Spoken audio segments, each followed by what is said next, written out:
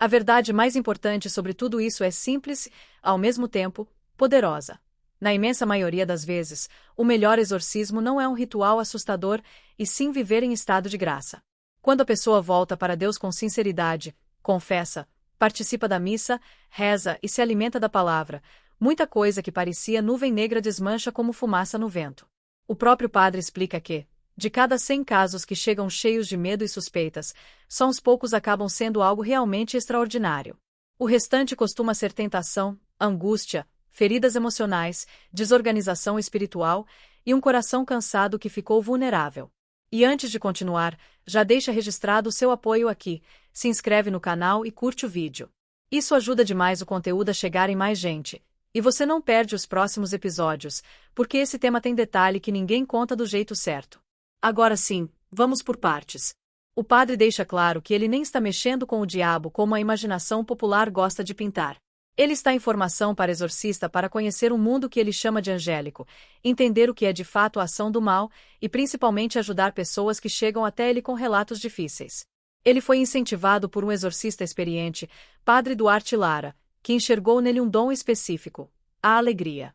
E isso parece até contraditório para quem pensa em exorcismo como gritaria e filme antigo. Mas a lógica é cortante. Uma pessoa verdadeiramente feliz, satisfeita por dentro, com a alma ancorada em Deus, vira um terreno onde a escuridão não cria raiz.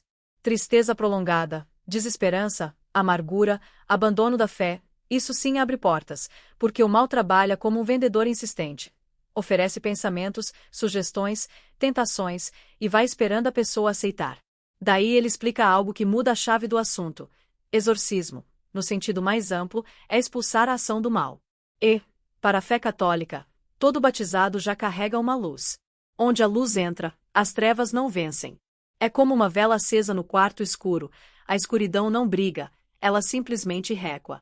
Por isso existem sacramentos e sacramentais, bênçãos, medalhas, orações, não como amuletos, mas como sinais de proteção, de pertencimento e de ordem espiritual.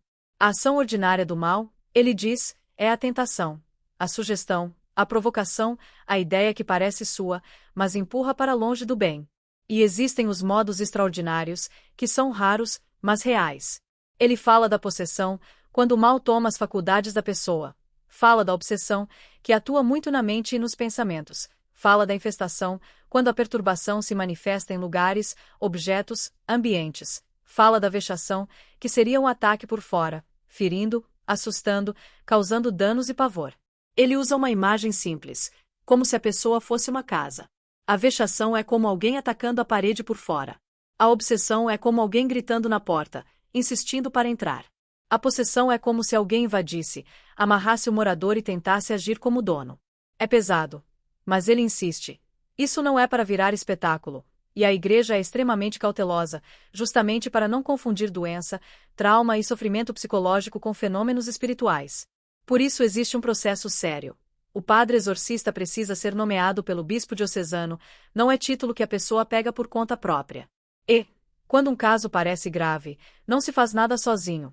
Entram profissionais, médico, psicólogo, psiquiatra, avaliação cuidadosa, questionários, investigação de histórico, remédios, práticas de ocultismo, tudo para descartar o que é clínico. A igreja, como ele diz, prefere primeiro provar que não é, antes de admitir que é. Só quando se elimina o que é da medicina, é que se considera a hipótese espiritual. Mesmo assim, ele conta 2 experiências que viveu e que o marcaram. Em uma casa, após bênção e oração com a família, coisas que antes atormentavam cessaram, mas houve um episódio assustador. Uma panela de carne, desligada e deixada para depois, apareceu tomada de vermes. Não só na panela, mas até no congelador.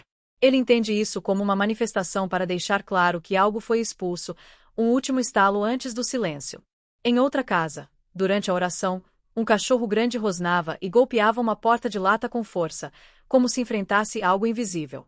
Depois, ao ver a porta amassada e marcada, a família disse que nem tinha como prender o animal. Ele ficou humano, com medo, mas seguiu, porque a regra é justamente essa. Quem entra com medo entra frágil, quem entra com vida reta entra firme. E aí ele volta ao ponto central, que é o que mais salva gente de sofrimento. O escudo é a graça. Se você quer fechar brechas, ele entrega um segredo que, segundo ele, resolve a maioria esmagadora dos casos. Confissão bem feita, missa, especialmente a dominical, com comunhão digna, terço em família e o evangelho do dia. É isso que fortalece por dentro, organiza a casa da alma. E faz muita coisa estranha perder força, porque é aquilo que estava dentro do navio para de entrar água. Pode estar um caos lá fora, mas se o interior está firme, o navio flutua. Se essa primeira parte fez sentido para você, escreve aqui nos comentários qual dessas práticas você já faz e qual você sente mais dificuldade de manter. E se você conhece alguém que vive com medo, compartilha esse vídeo, porque às vezes a pessoa só precisa de uma direção simples para reencontrar paz. Muita gente chega nesse tema imaginando que a formação de exorcista é uma espécie de treinamento de combate cheio de cenas dramáticas. Mas o padre desmonta essa fantasia com uma frase que vale ouro: o exorcista entra com a certeza de que quem tem medo é o mal, não ele. E isso não vem de coragem de cinema, vem de vida espiritual coerente. Porque, segundo ele, se o sacerdote entra com medo ou com vida moral desorganizada, o ambiente vira um palco de confusão. Ou seja, antes de qualquer oração forte, existe um alicerce silencioso, diário, quase sem efeitos especiais, e é exatamente aí que a maioria das pessoas se perde. Ele comenta que, no curso, uma coisa fica cristalina: o mal tem uma espécie de marketing muito bem feito. E é aqui que ele faz uma crítica direta aos filmes e conteúdos sensacionalistas. O problema, para ele, não é apenas assistir por assistir. O problema é que esses filmes costumam pintar o diabo como se fosse superpoderoso, protagonista, quase invencível, e isso planta imagens na cabeça, alimenta medo, e dá ao mal um tamanho que ele não tem. Fica parecendo uma jornada de herói ao contrário. O padre apanha o filme inteiro, a pessoa vira monstro, as coisas voam, e no final há um grande show. Ele diz que isso distorce a realidade espiritual, porque o mal age, sim, mas não como soberano. E quando se cria essa aura de poder absoluto, a pessoa começa a se relacionar com o tema pela ansiedade, não pela fé. Nesse ponto, ele usa um exemplo de filmes que, na visão dele, ajudam mais do que atrapalham, porque colocam o foco na batalha intelectual e na descrença moderna. Ele comenta sobre Nefarious e explica que a própria Associação Internacional de Exorcistas teria indicado o filme como útil para entender um ponto específico. Hoje, a primeira arma do mal é convencer as pessoas de que ele não existe. E isso é muito estratégico. Quando alguém acha que demônio é coisa medieval, que tudo é apenas psicológico, ou que falar disso é superstição, o mal ganha espaço justamente pela negação. Ele cita uma frase famosa que circula por aí: o maior mérito do diabo seria fazer muita gente acreditar que ele não existe. E, na lógica dele, quando você tira do horizonte a possibilidade de um mal personificado, você enfraquece a vigilância espiritual e abre espaço para a tentação operar sem resistência. Aí entra o mapa que ele traça entre o comum e o raro. A tentação, ele repete, é o modo ordinário: sugestão, ideia insistente, convite para o pecado, empurrãozinho para o abismo com cara de atalho. Já os modos extraordinários, como ele descreve, são exceções e exigem prudência. Obsessão, muito ligada à mente e pensamentos. Infestação, no ambiente, objetos, lugares, fenômenos estranhos. Vexação, ataque externo, ferimentos, perturbações, e possessão, domínio das faculdades. Mas ele faz questão de acalmar. De 100 casos que chegam cheios de certeza de que é coisa do demônio, só poucos realmente se encaixam nisso. A grande maioria se resolve quando a pessoa volta para uma vida espiritual mínima, consistente e disciplinada, porque muitos barulhos que parecem espirituais são desespero, culpa acumulada, trauma, ansiedade, depressão, vícios, e um tipo de desordem que vira terreno fértil para a tentação. E é aqui que a postura da igreja aparece como um freio de segurança. Ele diz: a igreja não trata isso com brincadeira, não fica botando o microfone pro mal falar, não faz espetáculo, não expõe ninguém. É tudo velado, reservado, sem sensacionalismo. E quando alguém chega dizendo: padre, tem um demônio em mim ou tem um capeta na minha casa, o primeiro movimento não é acreditar. É desconfiar. É tentar provar que não é. É buscar avaliação médica, psicológica, psiquiátrica. E só depois, com cuidado, se entra na dimensão espiritual. Essa seriedade, na visão dele, protege as pessoas de 2 perigos. O primeiro é ver diabo em tudo. O segundo é negar qualquer ação espiritual e deixar a pessoa sozinha no sofrimento. Ele também explica uma parte prática que muita gente não sabe. Para existir um exorcista oficial, é o bispo diocesano quem nomeia. O bispo é, por assim dizer, o responsável maior pela diocese e decide se nomeia ou não, conforme necessidade, prudência e circunstâncias. Então o padre pode fazer formação, pode estudar, pode atender, pode abençoar, mas o ofício específico depende dessa autorização. E isso também é uma forma de controle. Evita aventureiros, evita ego, evita gente buscando fama em cima do medo alheio. E, voltando ao eixo da conversa, ele insiste no que para ele é o antídoto mais simples e menos glamouroso, porém mais eficiente: crescer na graça e no conhecimento de Jesus Cristo. É como se ele dissesse: quando a pessoa está na graça, o mal fica inofensivo no sentido de não conseguir fincar raiz. E se alguém pergunta: mas e os santos tentados? Ele responde com outra lógica: Deus tira um bem maior do combate, para a santificação e para despertar fé nos outros. Às vezes uma provação sacode uma casa inteira e faz uma família inteira voltar para Deus. Ou seja, mesmo quando há dor, pode haver uma obra de transformação acontecendo por baixo do chão. Se você está me ouvindo até aqui, deixa um comentário com uma palavra só: graça. Assim eu sei que você chegou nessa parte, e a gente cria uma corrente de reflexão nos comentários. E aproveita para enviar esse vídeo para alguém da família, porque às vezes uma conversa dessas abre portas de paz onde só tinha medo. O que o padre faz, aqui, é quase como pegar um assunto cheio de fumaça e colocar um ventilador de realidade no meio da sala. Ele mostra que o medo nasce, muitas vezes, de duas coisas: ignorância e imagens fabricadas. A pessoa não conhece a fé com profundidade, mas conhece cenas de filme. Aí o coração vira um cinema escuro, passando trailers de terror em looping. E é por isso que ele insiste tanto. O mal prefere atuar no oculto, na sugestão, na tentação disfarçada de ideia minha, porque isso enfraquece a pessoa sem que ela perceba. Ele conta que, no curso, eles aprendem a se blindar.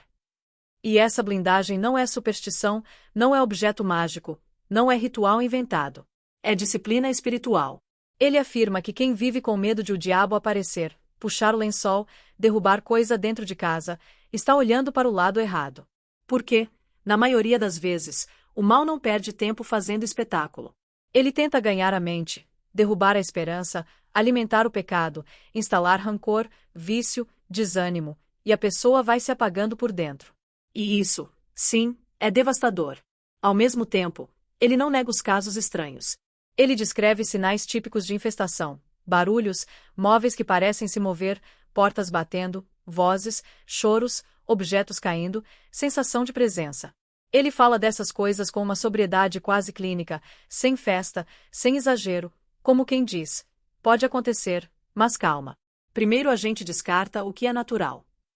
E essa palavra calma é importante porque, para ele, o pânico é um atalho para a confusão. E confusão é um terreno onde tudo vira prova de que há algo maligno, quando às vezes há só medo acumulado e interpretação errada de sinais comuns. E aí ele volta às duas experiências que viveu, porque é ali que ele tenta mostrar um ponto. A bênção, a oração e a fé vivida têm efeito real. Na casa da panela com vermes, ele descreve aquilo como uma manifestação final, uma espécie de último ruído antes do silêncio. E na casa do cachorro, o que mais impressiona é a materialidade da coisa. O animal reagindo como se encarasse algo, a porta ficando marcada, amassada. O detalhe que dá arrepio não é o rosnado, é a naturalidade com que ele narra depois da bênção, parou. Como se dissesse: quando a luz entra, a treva recua. Não porque a treva virou mais fraca, mas porque não consegue ficar onde a graça ocupa o espaço. Só que ele faz uma virada ainda mais prática, pensando em quem está assistindo e se sentindo perseguido, oprimido, azarado, com uma nuvem preta na cabeça. Ele diz que, quando alguém o procura, ele não começa com oração longa nem com dramatização. Ele começa com uma pergunta muda: você está em estado de graça? E aí vem o método que ele repete, quase como receita espiritual, porque para ele é isso que resolve 98% dos casos. Primeiro, confissão bem feita, com exame de consciência. Segundo, missa dominical sem falhar, com comunhão digna. Terceiro, terço em família todos os dias, nem que sejam 20 minutos. Quarto, evangelho do dia, todo dia. Ele fala como alguém que conhece o desespero humano. Quem está vendo a vida desabar faz isso, mesmo achando muito. E o efeito costuma ser tão evidente que a pessoa nem volta mais para contar, porque a paz retorna, a mente clareia, a casa se organiza, e aquilo que parecia uma presença vira apenas a memória de um tempo sombrio.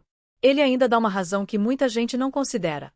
É melhor que o confessor não seja o mesmo padre que vai acompanhar uma oração de libertação, para evitar que a confissão conduza o sacerdote a lugares e detalhes que não são necessários para aquele processo. Isso mostra o cuidado, o pudor e o respeito com a pessoa, para que a fé não vire invasão emocional. E então ele fecha essa parte com uma imagem linda, que ele diz ter anotado. O que afunda o navio não é a água do lado de fora, é a água que entra por dentro. Em outras palavras, o caos pode estar lá fora, mas se por dentro você mantém a graça, você flutua. Se por dentro você abre brechas, tudo pesa, tudo entra, tudo afunda. E ele liga isso a algo que muitos católicos esquecem: as armas já existem. Anjo da guarda, palavra, Eucaristia, oração, devoção a Nossa Senhora, vida sacramental, confissão, comunhão, tudo isso como uma rede de proteção e direção. Agora me conta aqui nos comentários, qual dessas 4 coisas você consegue começar ainda hoje? Confissão, missa, terço em família ou evangelho do dia? Escreve só uma delas e eu vou saber que compromisso você está assumindo com você mesmo. E se esse conteúdo te ajudou a sentir mais paz, compartilha com alguém que anda com medo, porque ninguém merece viver refém de sombras inventadas. Tem um detalhe que atravessa tudo o que ele diz como uma linha invisível costurando tecido: o mal não gosta de gente acordada. Gente que entende o que está vivendo, que não transforma medo em altar, que não dá ibope para a escuridão.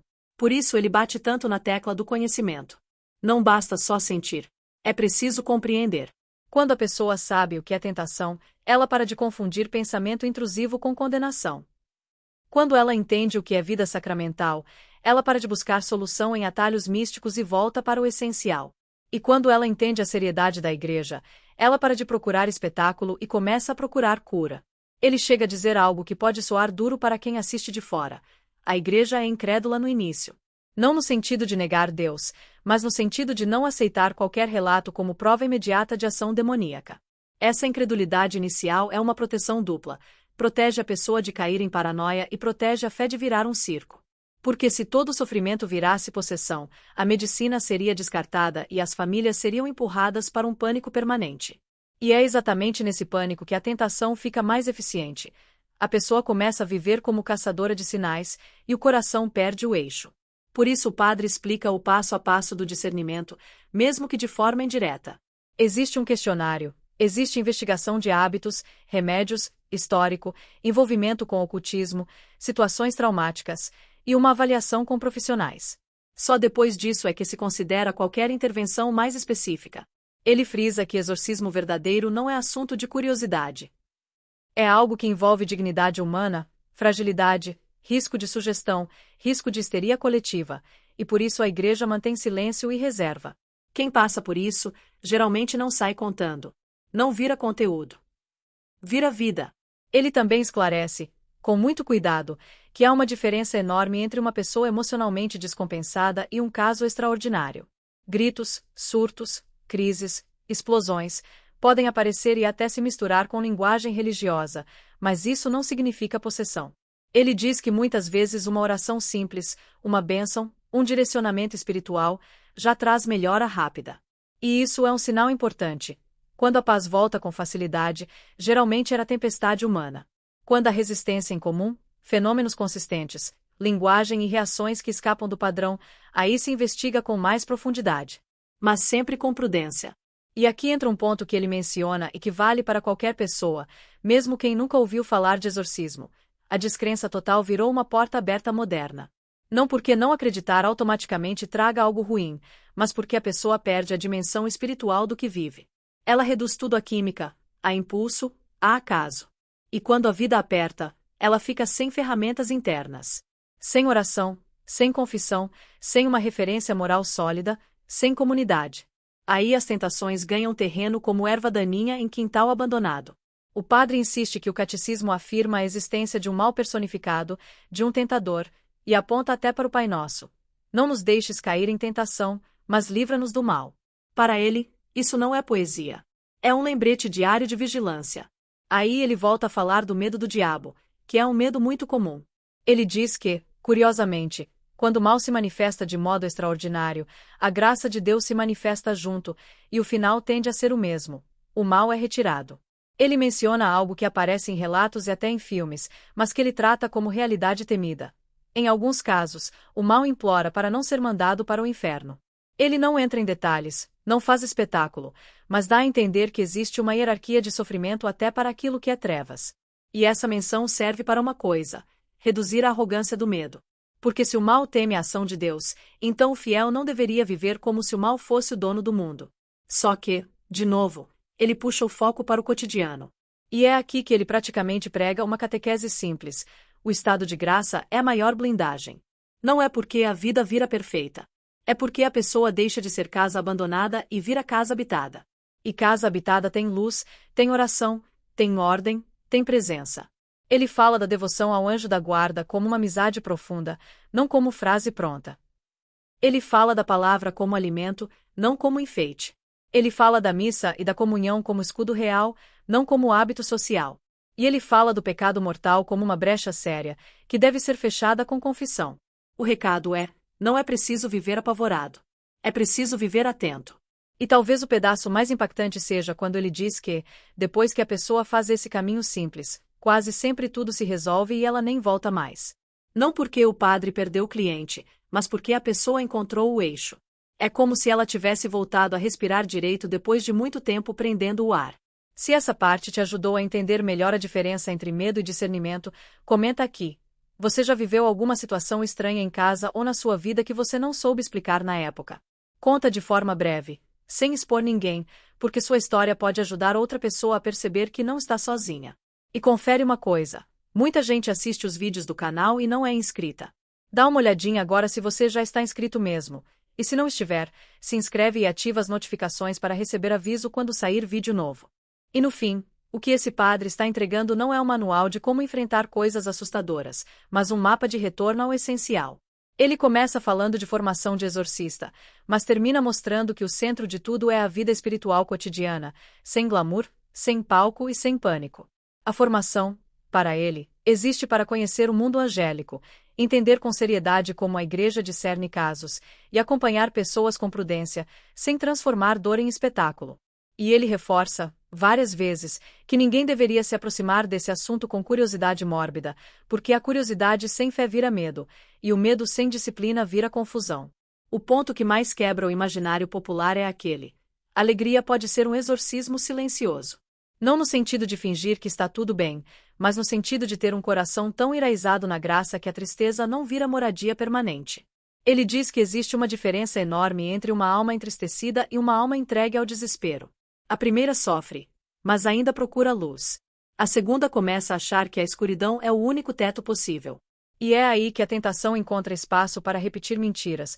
Você não tem saída, você está sozinho, você já perdeu, não adianta rezar, ninguém te entende.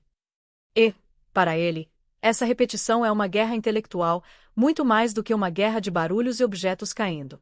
Por isso ele insiste tanto em desmontar Hollywood. Ele não diz que todo filme é proibido como regra absoluta, mas alerta para o efeito. Essas histórias colocam o mal como protagonista superpoderoso, colam imagens na mente, e a pessoa sai com a sensação de que está diante de um inimigo invencível. E, na visão dele, isso é exatamente o que não se deve alimentar. O que fortalece é o contrário. Saber que a luz tem primazia, que a graça organiza, que a vida sacramental protege, e que, quando o mal se manifesta de modo extraordinário, ele o faz como quem está com os dias contados naquele lugar. A manifestação não é vitória. É resistência antes da expulsão. Ele também deixa um ensinamento de maturidade. A igreja é cautelosa, às vezes até desconfiada. Ela tenta primeiro provar que não é. Procura médicos, psicólogos, psiquiatras, analisa histórico, remédios, traumas, práticas ocultas. E só depois, se nada explica, se há sinais consistentes, ela considera o extraordinário. Isso não é falta de fé. É respeito pela pessoa. Porque muita gente que sofre precisa de tratamento, acolhimento, terapia, cuidado clínico, e não de medo. E, ao mesmo tempo, quando há algo espiritual de fato, a igreja entra com oração, ordem, reserva e responsabilidade. E então ele entrega a chave final, repetida como quem oferece um copo de água no deserto: estado de graça. Confissão bem feita, missa dominical com comunhão digna, terço em família, evangelho do dia. 4 pilares que parecem simples, mas que, para ele, fecham a maioria das brechas. E a imagem do navio fica ecoando. Não é a água de fora que afunda, é a água de dentro. A vida pode ter tempestade, mas se por dentro você mantém a graça, você flutua. Se por dentro você abre espaço, qualquer onda parece gigante. O encerramento que fica é quase um convite. Antes de procurar o extraordinário, cuide do ordinário. Antes de chamar de maldição, organize a casa interior. Antes de alimentar medo, alimente fé. E se em algum momento você realmente viver algo que te assuste, procure ajuda com seriedade, sem desespero, e sem cair em gente que transforma sofrimento em show. Porque onde a bênção entra, o mal sai, e onde a verdade entra, o medo perde a voz. E eu quero te ouvir agora. Qual parte do que foi dito aqui mais mexeu com você? A alegria como proteção, o discernimento da igreja, ou o caminho simples do estado de graça? Escreve nos comentários com suas palavras, e se você conhece alguém que anda inquieto, com medo, vendo sinal em tudo, compartilha esse vídeo com essa pessoa. Às vezes, uma mensagem dessas devolve o chão que alguém achou que tinha perdido.